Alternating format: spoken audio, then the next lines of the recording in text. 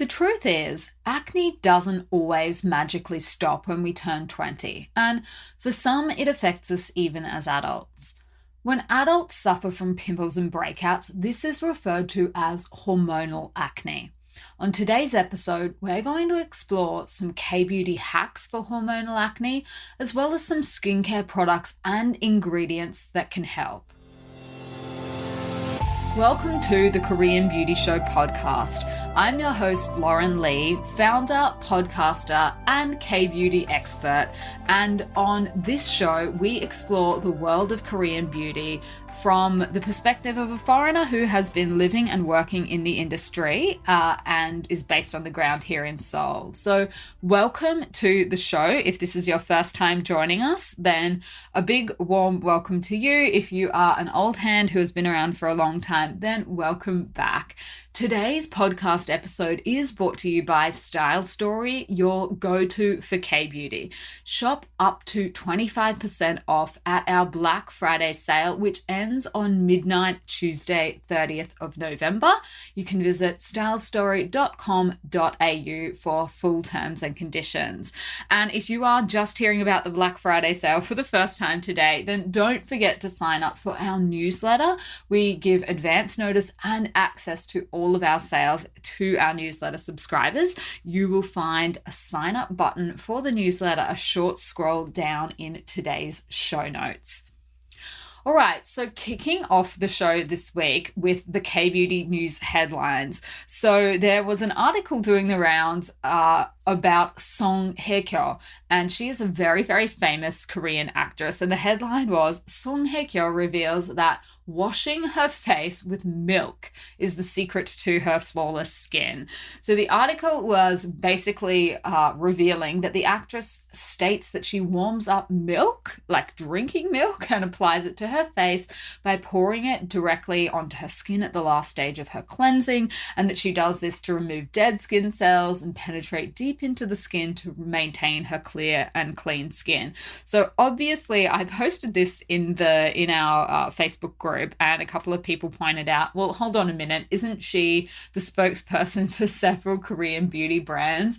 And obviously, yes, she is. She has been an Amore Pacific house model, I guess you could say, and has had a long affiliation with the brand for the last 20 or so years. So this sort of came out and people were, wondering, well, what kind of milk is she using? Is this real? Does she really do this? The thing is, with anyone in Korea that has a contract, and this is the same with celebrities and idols and K-pop stars, anyone that has a contract with a cosmetic brand, you will find that they do not talk about other brands' products because they are contractually barred from doing so. So I imagine this is the same sort of thing. Now, whether or not Hye Kyo uses exclusively Amore Pacific products in her routine, who would even know? Gosh, they've got so many brands, it's possible that that's all she uses. But I think the reason that stories like this come out is probably more because, she would be asked again and again and again by reporters and journalists, well, what's the secret to your skin? And I think people might get annoyed if she just kept saying, oh, well, it's the latest, whatever product from Solasu or from whatever brand she's promoting. She's worked with lots of the different Amore Pacific brands over the years. I think when she first debuted, she was actually the spokesperson for Etude House.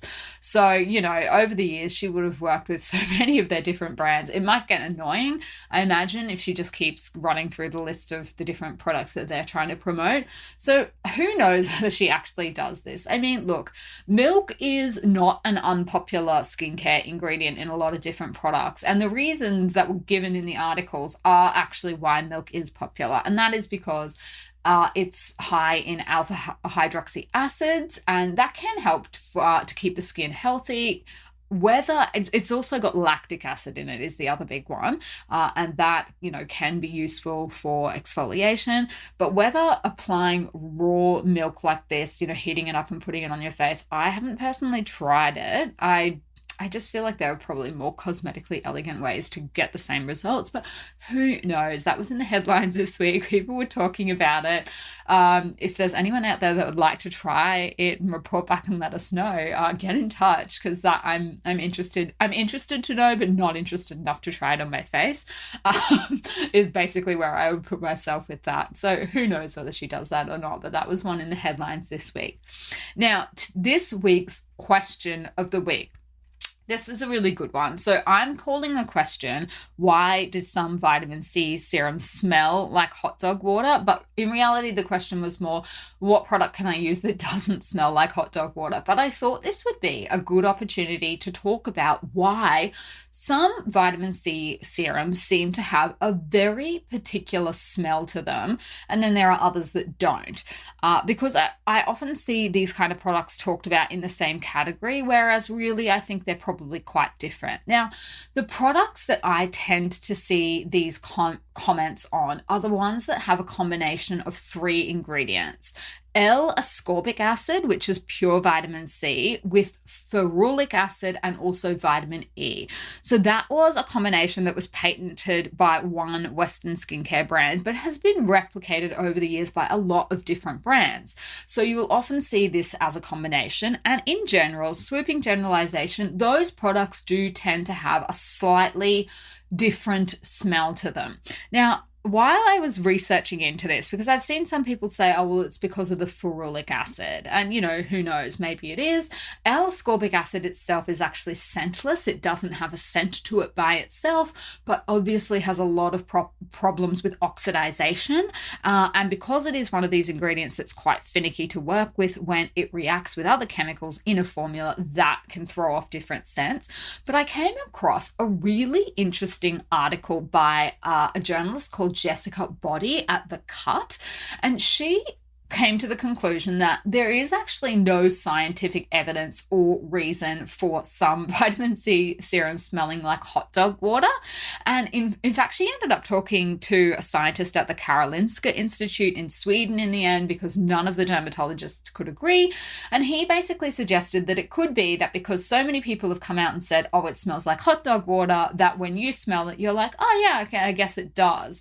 So potentially it doesn't actually smell like that, but because we've all agreed that they have this funky smell to them, that, and we've put a label on it, that everyone thinks that. So I thought that was really, really interesting. But the long and short of it is this: I think if you are particularly sensitive to that smell, whatever we want to call it, hot dog water smell, or just a little bit metallic and off, then your best bet is going to be to avoid the products that do have that combination of L-ascorbic acid with ferulic acid and vitamin E, and go for vitamin C products that are based on the fruit extracts. For whatever reason, they don't tend to have this smell to them, and that is, I think, because they just are made on a different base ingredient. So in K-beauty, you'll see things like Yuja, tangerine. There's some Western products on the market with pineapple in them. So those are ones that you can opt for instead if you are looking for vitamin C-based products, even sea buckthorn. And another option altogether, if you want brightening results but just want to avoid that category, is something like a propolis serum. So that would be my long-winded answer to the question. If you are after a vitamin C product that doesn't, you really hate that hot dog water smell, then go for something like that. Fruit-based propolis, something that derives its vitamin C from something other than L-ascorbic acid, and with a combination of those other chemicals. So I hope that's helpful. I know that's a really, really common one I see people complaining about. They're like, oh, I just can't stand the smell of it. I had to stop using it because it was so overpowering. So if you fall into that category, then there are some other options out there for you. And I guess let's get stuck into today's topic, which is all about hormonal acne. Now, when it comes to acne, I think a lot of people think of acne as a teenage issue. It's something that you get when your hormones are all out of whack. You've got really oily skin, perhaps. You didn't have a skincare regimen. Acne was, everyone had it. But unfortunately, it is not uncommon for people who didn't suffer from teenage acne to see pimples pop up in their 20s and even 30s. And I think adult hormonal acne in particular can be quite isolating because it might be the first time that you've ever gone through that before, and you kind of feel like there's a difference between, maybe you and your work colleagues and your friends. Acne in general can be really debilitating. I've spoken about my personal experience on the show before. It can have a really big impact on your emotional well-being, your self-esteem, your confidence, your anxiety levels. I know I used to avoid going out with my friends on the weekend if I felt like my acne was too bad, because I just didn't want to have to deal with it. So I think, look, that is a common experience for a lot of different people, but if you are experiencing it for the first time as an adult, it can really do a number on your self-esteem. There are a lot of things that you can do to assist your skin through hormonal acne that will help to get it back to normal. So today I want to run through, firstly, what hormonal acne actually is, and then why it happens, and some K-beauty products that you can use to help. Now, obviously, hormonal acne, it is a category of acne, but it is still acne. So a lot of the same, principles are going to apply.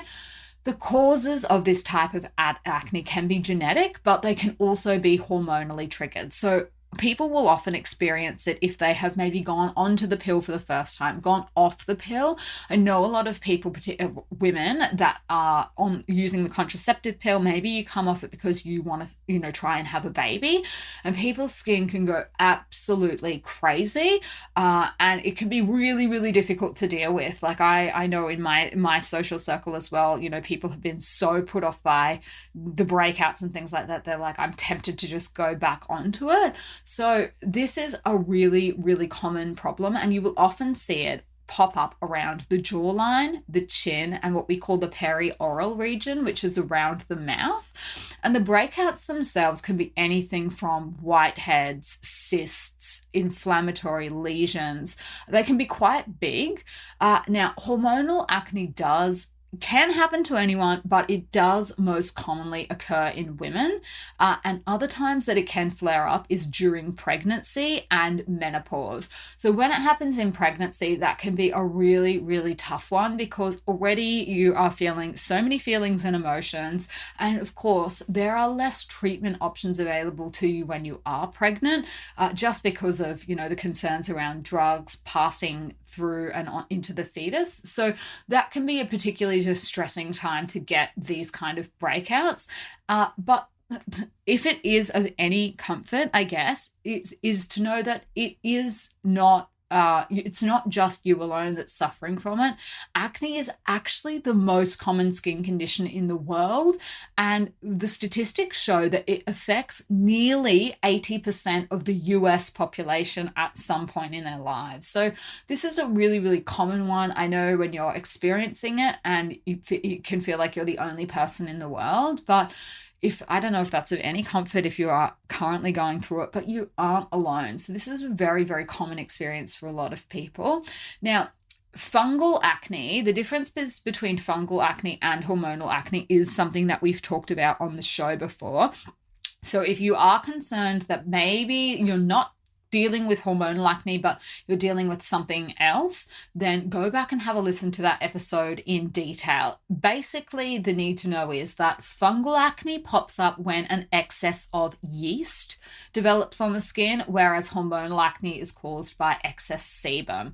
So fungal acne, you will often notice things like itchiness, whereas that will not occur with hormonal acne. So take a listen back to that episode if you aren't quite sure. But otherwise, a doctor will be able to diagnose you, a doctor or a specialist, if you're just not quite sure, because the treatment options for those two different types of acne, as you would expect, because the causes are different, the treatment options are also quite different. So in short, hormonal acne, what we're looking at here is acne caused by an excess of sebum production. Now, our skin relies on the balance of two hormones, which are androgen and estrogen. And when these two basically fall out of harmony with each other, the result can be acne. So androgens stimulate the growth of our sebaceous glands and then increase sebum production, whereas estrogen works in the opposite way and slows down sebum production. So anytime these two are out of whack, breakouts can occur. And similarly, when our estrogen levels drop, which happens especially before our period, that's also another time that we can experience breakouts as well. So before I jump into what you can do to actually control hormonal acne, let's take a quick ad break. All right, so over to the Style Story website to have a look at some of the new releases on the site. Now, the first one is Round Labs Docto Toner. So this has been a really, really popular product in Korea for the last couple of years, and we have just released the supersized version, the 400ml version. So this is a really great product for exfoliating and moisturizing the skin for a healthy, dewy complexion. It has won multiple awards in Korea and is really, really popular here on the ground. The second product is Innisfree's Aloe Revital Soothing Gel, and this is another jumbo size product, 300 mils. So this is a really, really great one, particularly for Aussies who are going into summer. Aloe is such a great ingredient for calming down the skin, particularly if you have seen a little bit too much sun. It's really, really nice and soothing, and the aloe in this, as you would expect from Innisfree, is from Jeju Island, and what they're using is the fleshy part of the plant rather than using all the plant, and that helps to prevent moisture loss as well. And the third new release is Dr. G's Red Blemish Clear Cream. So this is another really popular product on the ground here in Korea. It contains 5-cica complex, and it's perfect for skin that has been irritated by anything external. So if you're wearing a COVID mask, if your skin has just been, really, really under a lot of stress, then this is the perfect kind of moisturizer to reach for. The texture I would call ideal for oily and combination type skins. It has been tested on sensitive skin, and it can also be used on acne prone skin types as well. So if you are after some new K-beauty releases, go and check those out on stylestory.com.au. Okay, so what can we actually do to control hormonal acne? Now, obviously the frustrating thing is when we're dealing with hormones, a lot of that is largely outside of our control. Some things that can help are things like reducing your stress levels and increasing your sleep time. Obviously, when your body is fully rested, this can just assist in rebalancing your hormones, calming down those stress reactors, and they are responsible for a lot of different issues, and acne is one of them. Now, the other big thing is, it's really important, I know this is so tempting, is to avoid picking and squeezing, because what can happen is not only can you aggravate it and aggravate the skin, you can actually spread the bacteria over your face. So look, if you are in a highly polluted area, that's going to have an impact as well. So if you are in somewhere that, gets bad dust or things like that, try and avoid being outside on days like that, because that will just irritate your skin even further. And then finally, obviously our skincare routine can be helpful and assist when you're suffering from an outbreak. So that's what I'm going to run through today. Now, these are all non-medical, options to look at for your skincare. So obviously, I am not a doctor. I am not a dermatologist. If you do feel like you need professional help, maybe you've tried a lot of different things and nothing's working, obviously, I would definitely always suggest to go and speak to a medical professional, but that's not to say that there aren't some non-medicated things that can help with hormonal acne as well. And they're some of the types of things that I am far more qualified to talk about rather than the medical prescription side of things. So I'm going to run through them. So look, when we're dealing with any type of acne, we want to keep the skin nice and clean, but that is not the same thing as over cleansing. So a lot of people, really rude people, I think, say things like, oh, well, it's only caused by a dirty face, or, oh, have you cleaned your face? And I think hearing comments like that can cause some people to go into overdrive with the cleansing and just, go hell for leather and just cleanse all day. You really don't need to clean your skin more than twice a day. And in particular, I think harsh cleansers can be a really big culprit when it comes to skin issues. I know cleansers are one thing that people go, you can just use anything. It's not on your face for a very long period of time and you're washing it off anyway, so it doesn't matter. And that's just not true. Using harsh cleansers, particularly on skin that is already damaged, sensitized, and weakened, which skin that has acne often is, what it does is strips the skin of the oils in the skin and can just irritate it even further.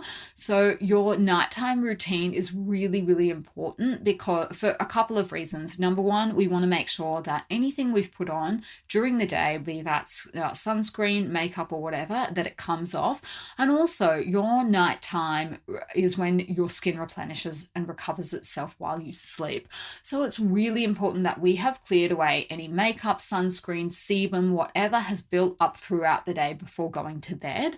And this also gives the rest of your skincare the best chance of penetrating the skin and working effectively. So obviously the double cleanse is what I would suggest to start with. I'm not going to go into that in any more detail because I feel like we talk about this every single week. Now, when it comes to your exfoliation for acne-prone skin, obviously, there are your chemical exfoliants and there are your manual exfoliants as well. Now, I think a lot of people tend to think, especially these days, that manual exfoliants are more harsh and therefore I'll avoid them and just go for the chemical options. The big problem I often see with the chemical ones is that people go over the top without realizing it and then they end up with over exfoliation down the track. So it might not be as obvious, but the damage and inflammation can build up over time. So it's up to you how much you think your skin can take. But for me personally, particularly when I have a breakout, I like to opt for something that I know exactly what I'm putting on my skin, how long it's on there for, and exactly what kind of exfoliating I'm doing. And so I often opt for something like a clay mask, just because you know how long it's on your skin for. You can cleanse, you can wash it off before it starts drying the skin out, and there's no worry with accumulated damage and build up over time that you aren't noticing. So that is one tip that I will give you. Don't be tempted to just go hell for leather on the harsher exfoliants, because that kind of damage can build up over time. For your toners, the K-Beauty has a lot of really, really great toners that have a lower concentration of these chemical exfoliants and acids. CosRx's AHA BHA clarifying toner is one of them. Nice and gentle product that can help control excess oil and sebum while also nourishing the skin. When it comes to your serums, there are a whole lot of different options. I did a big special last year running through the different kind of ingredients that you might like to look out for. For when we're dealing with acne, tea tree is one of my favorites. When it comes to K-Beauty products, the leaf extract, the tea tree leaf extract is often what we're talking about rather than the oil. So Unique has their tea tree relief serum, which is a really beautiful product for red, irritated, and sensitive skin. It's free from fragrance, essential oils, and alcohol, so that's a great option. Other ones to look out for are things like Itzen Tree's Mugwort Spot Saver Ampoule. Mugwort is a really, really great ingredient as well. Lots of different options for you at your serum step. And then for your moisturizer, this will vary a little bit depending on if your skin is dry or whether it is oilier. If you are oilier or on the combination side, you can opt for something like Unique Centella Calming Gel Cream. Centella being a really, really good ingredient, obviously, for skin that is sensitized, and that has a nice calming, cooling effect on the skin. But if you are after something heavier because you do have, a drier skin, then I would be looking for a heavier option than that, because that one is just going to be too light. Spot treatments as well. There are a lot of different options out there that you can use. CosRx has one that is great for when the spot is sort of on its way out, and it can help the redness just go away quicker. Pimple patches are obviously a must, I think, and they just not only do they protect it from outside irritants, but they stop you from picking at it as well and keep it covered, which is so, so important. So ingredients to look out for. Now, a whole heap of great ingredients that are perfect for hormonal acne, normal acne, any type of acne. The first one I've got on the list is technically not an ingredient, but hydrocolloid. This is a wound dressing, essentially. This kind of technology began in hospitals, but it has been adapted as just an ordinary skincare solution. And essentially what it does is it creates a moist environment that the pimple can actually, get better inside of that environment. And the gelling agent used in hydrocolloid is water binding, which means that it draws fluid to it. So there are a lot of pimple patch products on the market these days that have ingredients in them. I personally don't use products like that just because they can tend to dry the skin out. I think plain hydrocolloid does a perfect job of protecting the spot while it's healing. So I would just opt for something like that. But your mileage may vary, particularly if you are getting really big inflamed lesions and stuff like that. That is not the kind of thing that pimple patches should be used on. If you are getting these really infected spots, that is just, don't put a patch on top of things like that. They're really used for whiteheads and things that just have a little bit of liquid in the top, but they're not really angry red sore.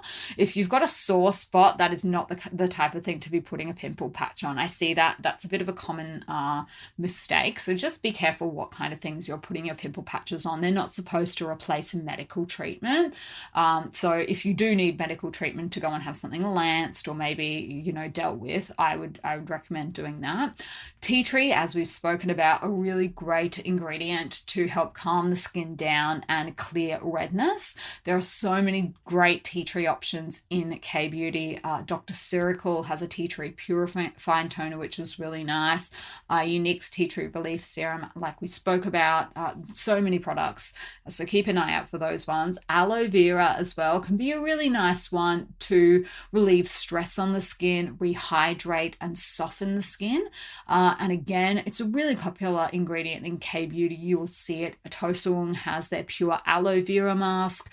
Benton has an aloe propolis soothing gel. They also have their Benton aloe BHA skin toner, which is a really nice product even for people with sensitivities. It does have BHA in it, but I've used it on my really, really sensitive skin with no problems, so I can recommend that one as well.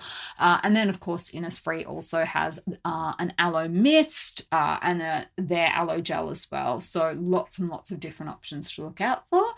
Now, snail secretion filtrate is another good one, and that is because it contains a lot of things naturally that are great for the skin, things like proteins, elastin, glycolic acid, hyaluronic acid, and copper peptides. They're just all naturally in snail mucin. So that can be a really, really great one for people that are suffering from breakouts. Obviously, K-Beauty is famous for snail, so there are a lot of options.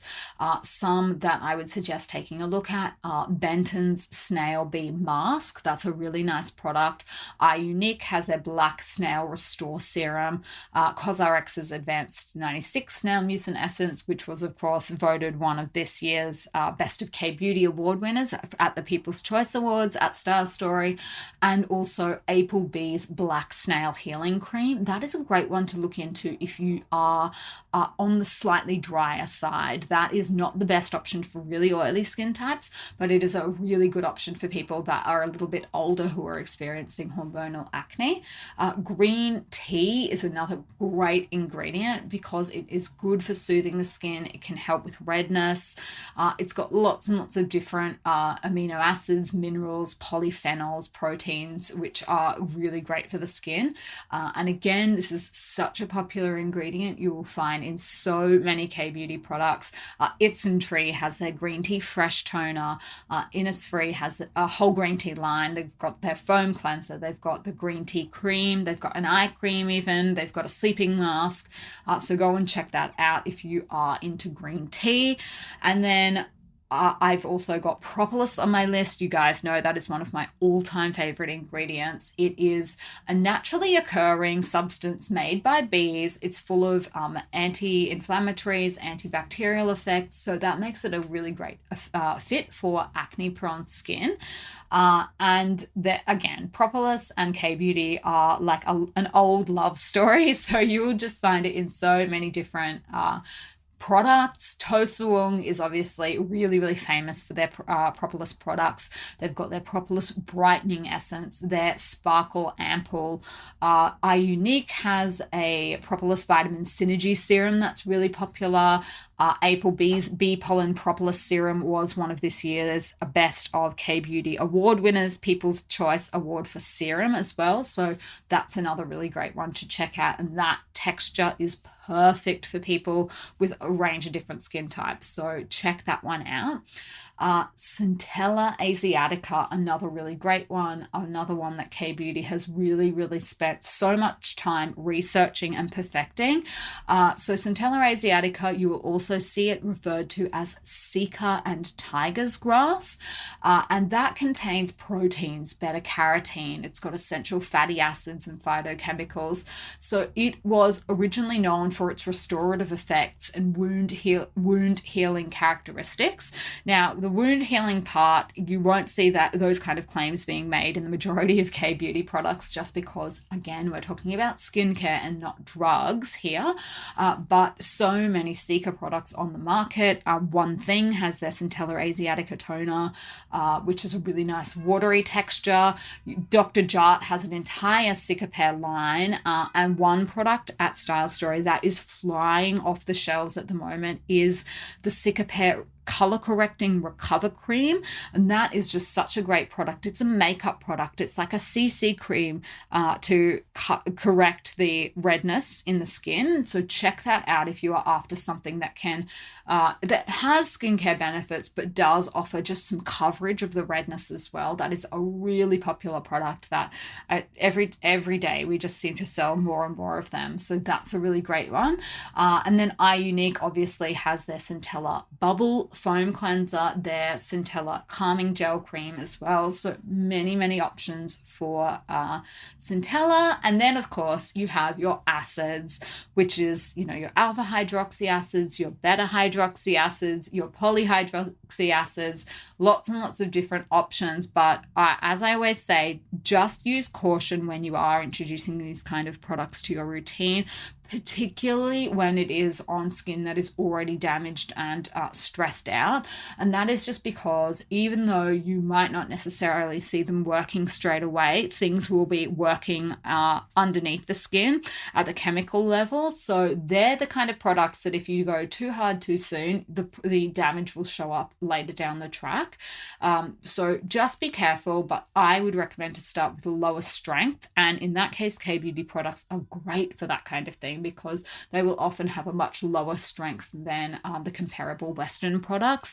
Some by Me's AHA, BHA, PHA line is a really, really popular line on Style Story as well, so you can check that one out. Now, that is a whole lot of information I know that we have run through today. So if you are suffering from hormonal acne and you want a skincare routine that's tailored for you, please feel free to reach out to either me or the Style Story team. We are always here to help you find your perfect matches for your skin. As I mentioned, I'm not a doctor, so I can't offer medical advice or, prescribe anything like that, but it's skincare we're talking about here, and skincare can help with all of the other things that you're doing as well. So that is all I had for you for today's episode. I hope you've picked up a couple of tips, and just to know that you're not alone. This is a really, really common problem.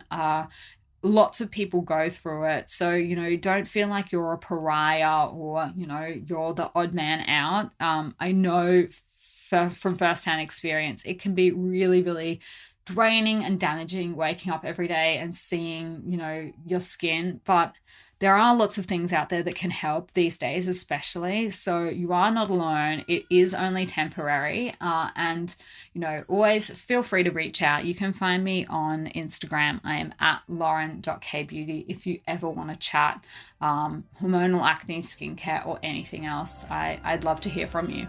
All right, until next week, I will see you on Style Story.